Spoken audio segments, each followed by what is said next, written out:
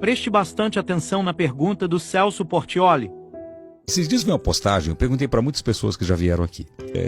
As respostas são parecidas, mas eu acho que você vai poder dar uma resposta mais completa. Um avô foi diagnosticado com câncer e o médico falou para ele: você tem 2 semanas de vida. E aí ele voltou para casa, a família devastada, e a netinha dele sonhou com Deus e Deus dizendo que o avô seria curado. No outro dia ela acordou e falou para o avô: eu sonhei que o vovô não vai morrer, foi curado por Deus. O avô voltou no médico e falou para o médico: a minha neta sonhou que eu fui curado, eu quero fazer exames. O médico falou: não é hora mais de lutar, é hora de aceitar, não tem mais o que fazer. Não, mas fizeram exames e o avô estava curado. Milagre. Aí quando eu fui ler os comentários, dizendo o seguinte: por que o avô dela mereceu e uma criança não recebeu a mesma graça? Que Deus é esse? E aí? Excelente pergunta. A opinião que eu tenho sobre isso, a vivência que eu tenho sobre isso é a seguinte: você já parou para pensar que todos os milagres de Jesus foram incompletos e provisórios? Todos os milagres incompletos e provisórios. Vou dar exemplo. Um dos maiores milagres de Jesus foi a multiplicação dos pães e peixes. Sim. Mas quanto tempo durou aquela comida? Só para aquele momento. Só para aquele momento. Foi incompleto. Ele não sanou a fome do mundo. Outra questão. Ele ressuscitou Lázaro, mas Lázaro morreu depois. Foi provisório.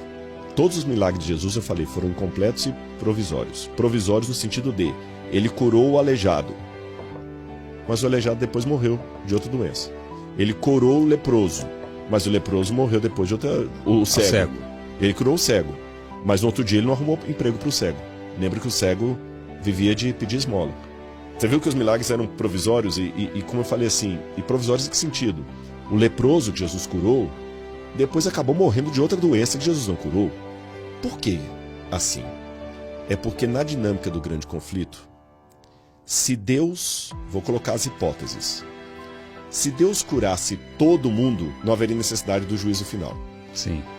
O que é provisório se tornaria permanente.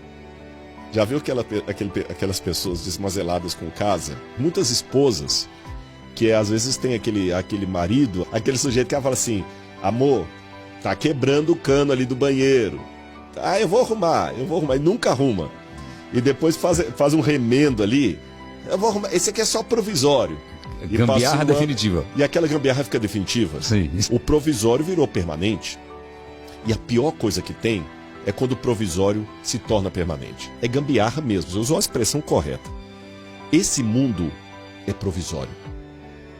Se Jesus tornar o provisório permanente, Jesus vai estar fazendo como aquele marido. Ele não vai estar consertando, ele vai estar apenas deixando a gambiarra. Se ele curasse todo mundo, ele ia simplesmente deixar a gambiarra para sempre, porque ele vai consertar tudo sem trazer o juízo final, sem dar fim ao pecado, sem destruir o dito cujo com os anjos dele, sem separar o joio do trigo. Ele vai simplesmente estar perpetuando a gambiarra. Por isso que Deus não pode curar todo mundo. Não é a hora ainda. Você não pode abrir o cano na pressão máxima, que é gambiarra. Se você abrir o cano na pressão máxima sendo gambiarra, vai estourar a parede, vai ser um estrago pior do que se você deixar... Ainda deixa o chuveiro só um pouquinho, que ainda está na gambiarra. Mas deixa um pouquinho, porque você precisa tomar banho. Então, da mesma maneira que Deus não podia sair curando todo mundo indistintamente, Ele também não podia deixar de curar ninguém, senão nós nos sentiríamos às cegas. Abandonados. Então Deus não cura todo mundo, porque Ele não quer tornar o provisório permanente, mas Ele também não evita curar um e outro, porque é um sinal. Olha, eu ainda estou aqui. Sabe aquela mãe que não está comendo? Vai estar aqui. Sabe, você tem sua filha. Sim. Quando é criança, não queria ficar no quadro. Exatamente isso. Pai. Não está te vendo, mas ouviu sua voz. Você está ali. Então, essas curas que Deus faz aqui e ali, não é porque o avô da menina mereceu mais do que o outro, porque aquela criança, Deus é injusto, que Ele seleciona.